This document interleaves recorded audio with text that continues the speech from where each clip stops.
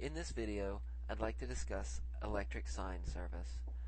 Electric sign service is slightly different than the normal sign service product in that it allows you to add additional information for multiple crews as well as for the service location itself.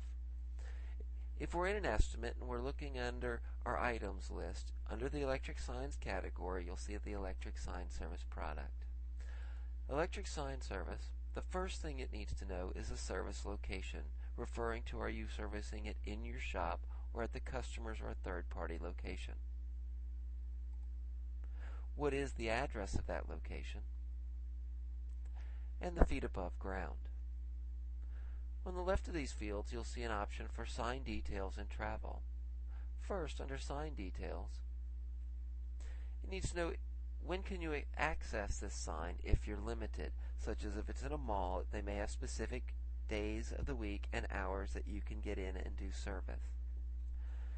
Below that, we have the IT availability, meaning is there going to be someone on site that will allow you to get in to the areas you need to get to. The sign type, such as a box sign, a pole sign, etc.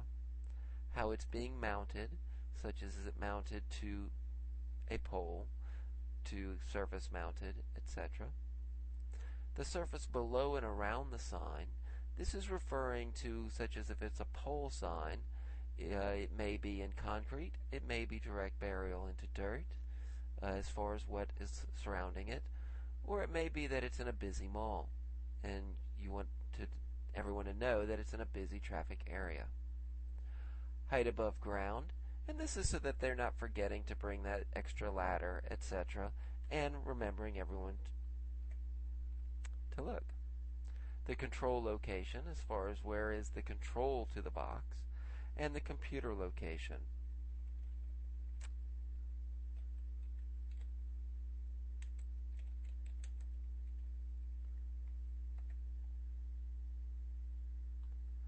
Next, up at the top, you'll also see a tab for location information. This is referring to the location of the sign, not necessarily the client themselves. So, who is the contact at the location, their number, who authorized this job, if there's a not to exceed value on the service, meaning you can service up to a certain dollar amount and then the customer needs to be notified, then you would enter that not to exceed value, and any special instructions about getting into or near this location.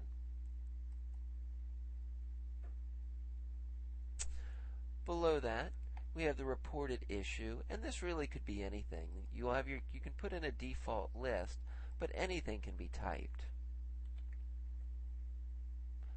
When do you need to go to service this job?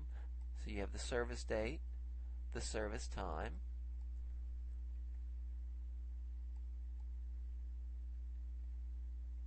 the number of techs required, and what type of tech. And you may have different types of tech labor for when someone with electrical experience is required compared to when a senior or a junior tech is necessary.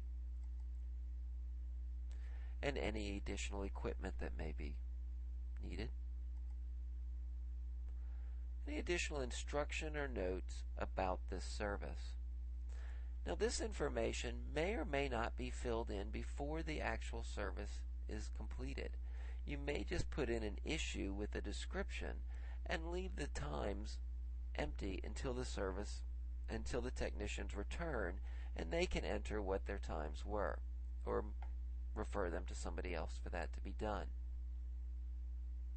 Again, it will probably come back to whether you're needing to give a quote to the client before the job or if it is just a not to exceed type work. If additional visits are necessary, you can also add them to the same estimate. By going to the second visit, I can say, okay, the second one will be required on Friday, and the service date and times of the second visit. A third visit if one is required, and then any outsourcing that may be necessary. I may be sending my own crew to do some of the work, yet need to outsource an electrician to go tie it in. So in that case, when is the electrician going to be in? The company themselves, and this may be a drop-down list or it could just be typed. The contact, the phone number, the quote that was given, and whether that's a firm or a do not exceed quote, the multiplier you'll be multiplying this quote by to charge your client, a PO number, and any additional notes about the outsourced work. Once the service has returned, up to the top right, you'll see a location to fill in what they've used, such as the number of lamps and the quantity of lamps. Again, working with a cabinet-style sign, ballast, and hardware. If we're working with a channel letter type sign, it may be power supplies, LEDs, and hardware. Any additional wiring and hardware that's required, and in a field to choose any part that you'd like out of the database by going to the All Parts tab, hitting the Add button, and choosing any part from the parts categories. The next is the Miscellaneous, and this is really for any non-stock item. If I needed 2 bags or 2 boxes of nails, I could say at $50 a piece. To complete this job, you can just enter it here. Below that, you'll see a description and a production notes field. The description prints on estimates, invoices, and work orders, so the clients will see them for a detailed description about what the service work is being for. And the production notes will print on the work orders and service tickets just to the crew to give them specialty notes that you may not need the client to see.